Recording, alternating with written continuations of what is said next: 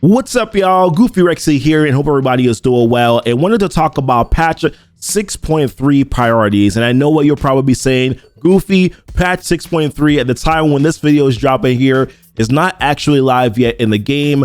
I know it is not live yet, but at the same time, we know a lot of the information, right? We know the new teams that are coming to Marvel Strike Force. We know about new game modes that are coming to MSF here for patch 6.3. So I think it's appropriate to make this video here, kind of just thinking about what to focus on as patch does go live and the excitement starts.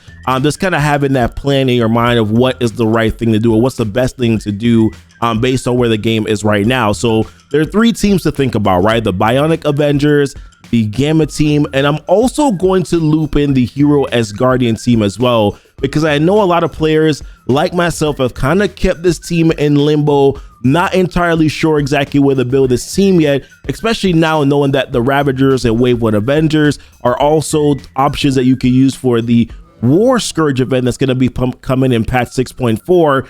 There's still some question marks that are there. So just going to dive right on into it. I think the main focus here is going to be Raid, right? And the Raid team. So Raid to me is the most important game mode in Marvel Strike Force. That's where you get a lot of your rewards. Best overall rewards, I think, for your roster is by doing your raids, primarily your Doom raids, right? Or even if you're in an earlier portion of the game, still like your ultimate raids, that's where you're gonna be able to get the best resources for your roster. So with the new Doom 3 raids coming to MSF in the 6.3 patch, I think it's just the right direction to go in, right? In terms of your top priority investment with the Bionic Avenger team. You're going to be getting the new teal elite orbs and orb fragments. That's going to land, give you opportunity to get some extra G16 and also G17 mini unique. So that teal elite orb is going to be very important. And one of the ways that you're going to be able to get that is by doing these new Doom 3 raids. So I think Bionic Avengers main focus, they're also going to be the Death Scourge team. So it's kind of a good way to sort of get an early prep on the team that you will need for that Death Scourge. Because I do think, yeah, it's almost time for me to stream. I do think that that's probably going to be where you're going to get the highest value out of your roster. And being that you're going to need them for Death Scourge as well, it makes sense to invest into this team. And even if you're not going to be doing Doom 3 raids, I think there's still going to be probably your top options, right, for Doom 2 raids as well, right? Maybe you might not be able to get Deathlock right out of the gate, or be able to get Hulkbuster right out of the gate, or Vision right out of the gate. I still think investing into characters like Vision, investing into characters like Iron Man, and maybe teaming them up with characters like Doom, Shuri, Kestrel will still provide you with some solid value. And being that Iron Man also has the Wave 1 Avenger tag, you can also use them as well in the upcoming War Scourge when that comes out in patch 6.4. So kind of getting an early start where this is concerned. Now, if we shift our focus here to the Gamma team, yes, they are a strong and powerful team. They're even going to be good without Red Hulk, but of course going to be very powerful with Red Hulk. We're yet to see exactly how powerful. We're going to have to wait on some more information as that kind of gets trickled out here through probably patch 6.3. I suspect that we're going to get a blog fairly soon here that's going to talk a little bit about Red Hulk and his kit, especially that new ability that they talked about as well.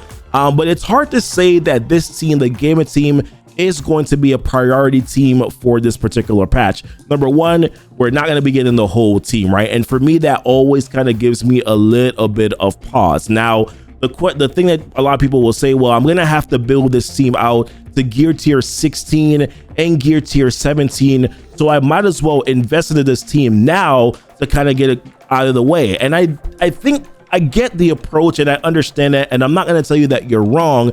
I'm just going to give you an alternative way of thinking about this here, right? You don't have to build them to G16 and G17 yet. It's going to be some time before you have to do that. All the Horseman Scourges have to come back twice before you even try to get Apocalypse, right? So you're going to have a lot of time here, downtime, before you have to really start kicking it up and start putting some investment into this team. So I think that it's probably maybe a little wise to kind of hold off and not try to go too hard and invest too much into the Gamma team right now. Especially also that you're gonna have two characters that take gamma radiation the same unique that Iron Man and Vision have, and I would definitely prioritize, like I said, right, Iron Man and Vision for your Doom raids. Abomination and Hulk are gamma radiation, so maybe there's probably some, maybe want to save some of those resources so that you can put it into Iron Man and Vision. And then if you are still thinking, I want to at least invest into Hulk, because I do understand that Hulk is a Wave 1 Avenger character that you can use for the War Scourge event, then if you have some extra, then I will put it into Hulk. I'm still not quite sure how viable he's going to be outside of that Gamma team.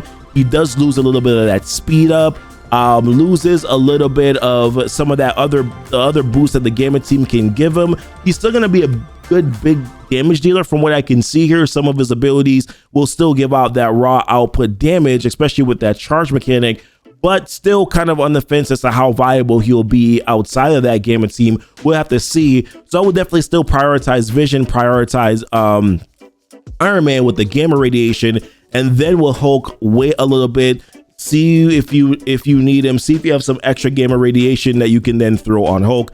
That's the way I would go about doing it. And then yes, for patch 6.4, then you can make that team a patch priority to invest into that team. Or maybe you don't really care about War that much, you don't care about the Gamma team anyways, at least, and only want to care about probably the Legendary. That's also the direction that you can go into as well. Now the next team, last team to talk about here, is the Hero Asgardian team. In the context of the War Scourge event, right, this is the first team that was announced, and I still think that there's a lot of questions in regards to how effective this team is going to be. Yes, I think that there's going to be value in some of the characters. Primarily, I think like Valkyrie, Thor, Mighty Thor. I look at characters like that. I think that there's going to be a lot of solid value there, because I think some of their kits useful outside of just war defense. But I'm on the fence about characters like Sif, on the fence about characters like Heimdall. I think hybrid potentially may be the best direction to go in, which is the reason why I'm going to bring up Iron Man again, right? Who has a Wave 1 Avenger tag. You'll be able to use him. And then yes, you also do still have an option of being able to use Hulk. Keep it in mind that Thor has the Wave 1 Avenger tag, and whenever Hulk gets taunted and continues to get hit, if Iron Man gets hit, then he's also going to be able to build up those charges and give you some extra damage there as well. So there might be some value in building up Hulk. If once again, that's why I talked about Hulk a little bit, right? That there might be some value in still building him up after you've probably built up Iron Man and Vision first. Just make sure that you check on your gamma radiation. There's also Star-Lord, T'Challa if you've already built him, and then there's Stitcher as well, right? If you built him too, I guess you could also use him, but keeping in mind that Stitcher is gamma radiation, so I wouldn't go out of my way to build him. I am just saying, if you already built him already, then you have the option to use him in the Scourge event as well.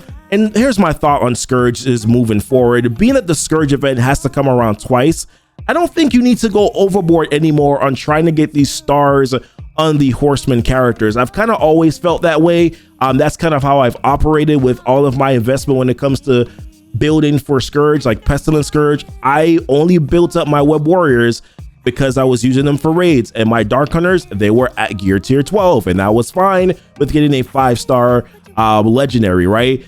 With Famine, I kind of went a little overboard with A-Force. I wish I hadn't done that, but I realized that I only use Young Avengers, right? So it turns out that really you just need to invest into one good team that can, depending on where your roster is, that can probably get you the most shards that you need out of your roster, right? To be able to get the stars that you want. And you can kind of move on from there, because remember, this event is going to come back around again. There's also an alternative approach that I'll also share as well. For instance, like, what if you just decided to get everyone that is on the list for the War Scourge event, just get them to gear tier 12, right? Get them to gear tier 12, wait until the event starts. The event is going to last 10 days anyways. See what works, and then after you know what's going to work for the Scourge event, if it makes sense for your roster, and invest into the team, just plant them at gear tier 12, don't go too far, and then that way you'll be saving your resources there, and you can use them when you need to, when you want to, right? When it comes to your roster. So those are my thoughts, guys, on the patch priorities for 6.3. Let me know what your thoughts are, right? What are you going to be doing? What I'm talking about right now is essentially kind of what I'm going to be focusing on. I am going to be building Iron Man and Vision, which is the reason why I have them favorited. I'm going to start putting some levels into them here. I'm going to get them up to gear tier 15. I'm going to try to use them in these Doom raids. I'm going to park my Hero Asgardian team at gear tier 12. Maybe I'll bring up the rest of the characters. Maybe Thor's Bay, so Thor's already at gear tier 15. So we'll probably bring him up to gear tier 16 for funsies. No, I won't, because I got to really save my gear now. Dang it. This whole having to build teams thing is killing my passion projects, y'all. But listen, those are my thoughts. Let me know what your guys' thoughts are. The rest of the Hero Asgardian team is staying at gear tier 12 until we can figure some stuff out in regards to what's probably gonna really work for the Scourge event. But listen, appreciate you guys watching the video. Let me know what your thoughts are. What are you gonna be doing on your roster here? These are my thoughts. Hopefully this was helpful for you. Like and subscribe if you haven't done so already. Hit the notification bell so that you know when the videos do go live. Check out the links down below. Join the Discord. Follow me on Twitch, Amazon coins, all that stuff that's down there, guys. Appreciate you guys. And until next time, y'all be blessed. Y'all be safe. Deuces.